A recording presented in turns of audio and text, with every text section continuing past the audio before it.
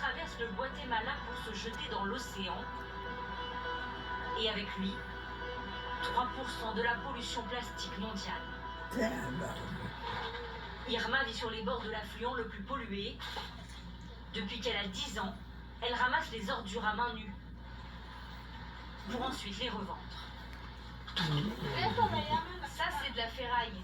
Ça se revend 3 € les 500 grammes. Et là, ce type de canette, c'est 20 centimes les 500 grammes. Je sais que cette rivière est polluée, mais je suis obligée de faire ça pour vivre. Ici, au moins, je gagne mon argent honnêtement, même si c'est en brûlant sous le soleil. Cela fait plusieurs dizaines d'années que les collines verdoyantes au nord de la capitale ont laissé place à des monceaux de déchets. Un paysage dantesque qu'a décidé de changer Mario Zea, responsable d'une ONG locale. Aujourd'hui, on a à peu près entre 30 et 40 tonnes de déchets. C'est une petite quantité par rapport à d'habitude. Avec l'aide d'une autre association, il a fait installer cette barrière flottante en juin dernier, au milieu du fleuve. Elle est capable de capturer une partie des déchets avant qu'ils ne soient portés jusqu'à l'océan. Et certains jours, cela atteint plus de 400 tonnes. Vous pouvez voir qu'avec la force du fleuve, les déchets sont entraînés et arrêtés par notre barrière flottante qui est faite de plastique. En dessous, il y a un treillis et cette maille laisse passer l'eau, mais pas le plastique. Une fois ramassés, certains plastiques seront triés et recyclés. Mais pour la grande majorité, ils seront stockés dans ces immenses ballots, en attendant de trouver une seconde vie. Pour Mario Zea, si la barrière est efficace, elle n'est qu'une partie de la solution.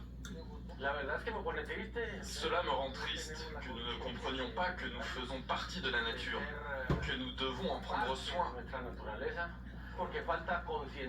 Il faut que la population prenne conscience de ce problème. Car au Guatemala, la plupart des villes et des villages n'ont pas de système de ramassage de poubelles. Les habitants jettent directement leurs ordures dans la rivière ou dans ces décharges illégales. Là, je me débarrasse de pièces de voiture, comme les tapis ou les vitres, des choses que je ne vends pas. Mais pourquoi vous venez ici?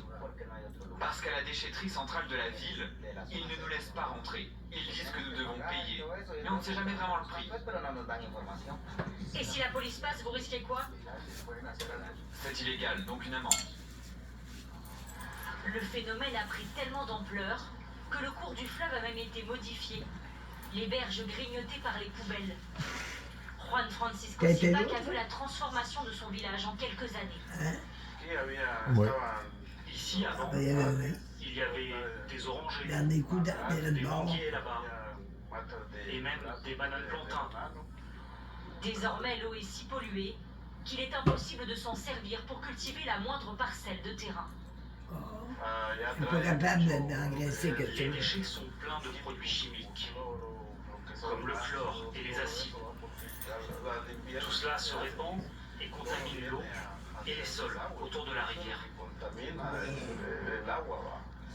2 barrières supplémentaires devraient être installées prochainement le long du fleuve et un accord historique a même été signé entre le ministère de l'Environnement et les ONG, car le Guatemala a bien compris que s'il arrivait à stopper la pollution plastique, ce serait une victoire pour le pays, mais aussi pour les océans.